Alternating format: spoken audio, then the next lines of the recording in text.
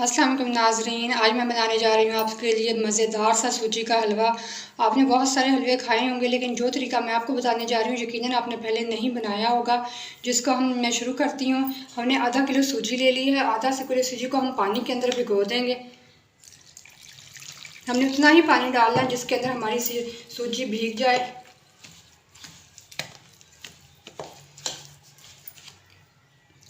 ऐसे थोड़ा सा करके पानी डालते जाएंगे।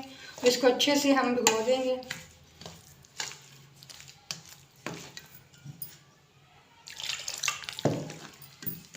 तकरीबन हमारी सूजी रेडी होगी। हमने इसको भिगो दिया। इसका कोई ख़ास काम नहीं है, बस हमने इसको पानी के अंदर भिगोना है।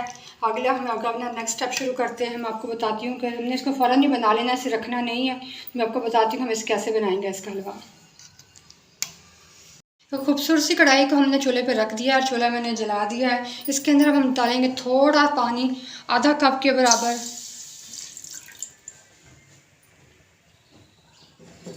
और इसके अंदर आधा किलो हमने सूजी ली है, तो आधा किलो ही हम चीनी लेनी है हमने, वो इसके अंदर डाल देंगे। चीनी को हमने पानी के अंदर अच्छे से मेल्ट करना है। इसको हल्की हल्की आंच में ऐसे हम पकाते रहेंगे। चीनी हमारी मेल्ट होना शुरू हो गई है। अभी मैंने और इसमें मेल्ट करना है। जब ये अच्छे से मेल्ट हो जाएगी तो फिर इसके अंदर हम घी डालेंगे।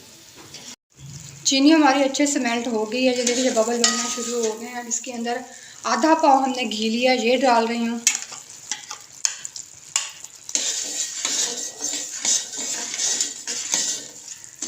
चीनी और घी को हमने अभी अच्छे से पकाना है। इसकी अच्छी सी इसमें चाशनी तैयार करनी है हमने इसकी।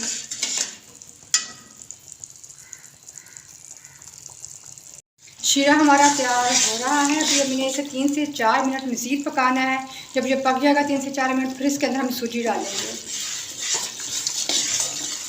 आपने इसके अंदर मुसलसल चम्मच चलाना है।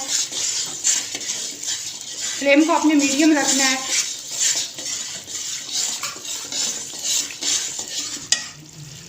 ये देखिए नाज़रीन, गाढ़ा सा हमारा शीरा तैयार हो गया है। अब इसके अंदर हम सूजी डालेंगे। सूजी डालने से पहले आपने आग को बिल्कुल स्लो कर लेना है। आग को स्लो करने के बाद जो हमने पानी के अंदर सूजी को भिगो के रखा था, वो इसके अंदर हम डाल देंगे। फ़ौरन हमने साथ मिक्स करते जाना, चमचा चलाते जाना है मसाला।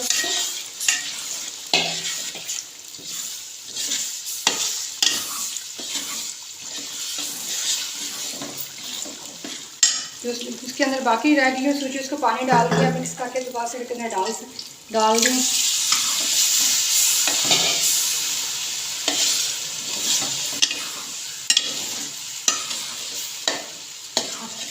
हमें इसकी गुठलियाँ नहीं बनने देनी। इसको मुसलसल चम्मच चलाना है। आग अपने स्लो रखनी है।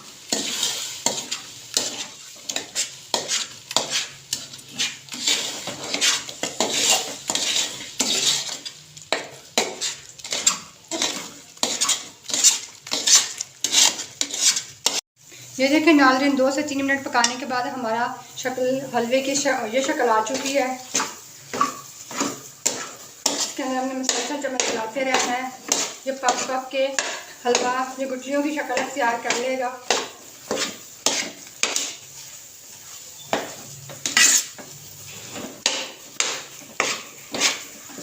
हमने इसे दानेदार सा बनाना है। ये बहुत ही मज़े का बनता है।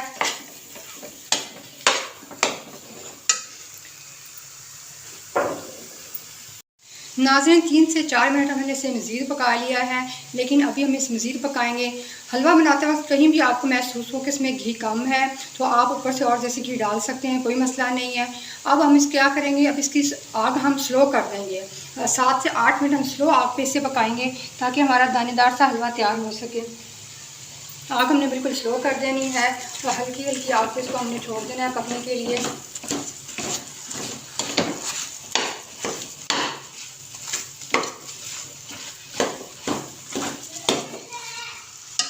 4 मिनट पकते हुए हो गए हैं। ये देखें, ये अलग अलग होना शुरू हो गया है। अभी 3 से 4 मिनट हम इसे मज़ीद पकाएंगे। इस मौके पे हम थोड़ा सा इलायची पाउडर इसके अंदर डाल देंगे।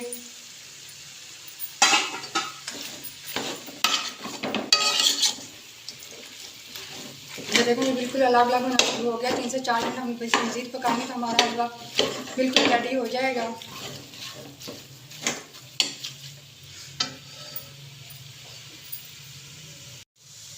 मज़ीद 3 से 4 मिनट पकाने के बाद हमारा दानेदार सा हलवा रेडी हो गया है। अब इसके ऊपर हम किशमिश डालेंगे। ये 4 मगज़ हमने ये डाल दिए हैं इसके अंदर। ये खोपरा हमने कश कर लिया था वो हम इसके अंदर डाल रहे हैं। देखो कितनी खूबसूरत शक्ल हो गई है। हमारे हलवे का रंग भी चेंज हो गया, बहुत खूबसूरत हो गया। हम इसे अच्छे से मिक्स करके फिर इसको हम डिश आउट करेंगे। ये देखिए व्यूअर्स, हमारे दानेदार सा सूजी का हलवा तैयार हो गया। ये देखने में इतना खूबसूरत है, खाने में भी उतना ही मज़ेदार है। अब अगर आपने एक बार बनाया तो फिर बार बार बना के खाएंगे। यकीनन ऐसा हलवा आपने पहले कभी नहीं बनाया, अगर ना ही खाया होगा। प्लीज़ मेरे चैनल को लाइक करिएगा, सब्सक्राइब करिएगा और मुझे अपनी दुआओं में याद रखिएगा। शुक्रिया।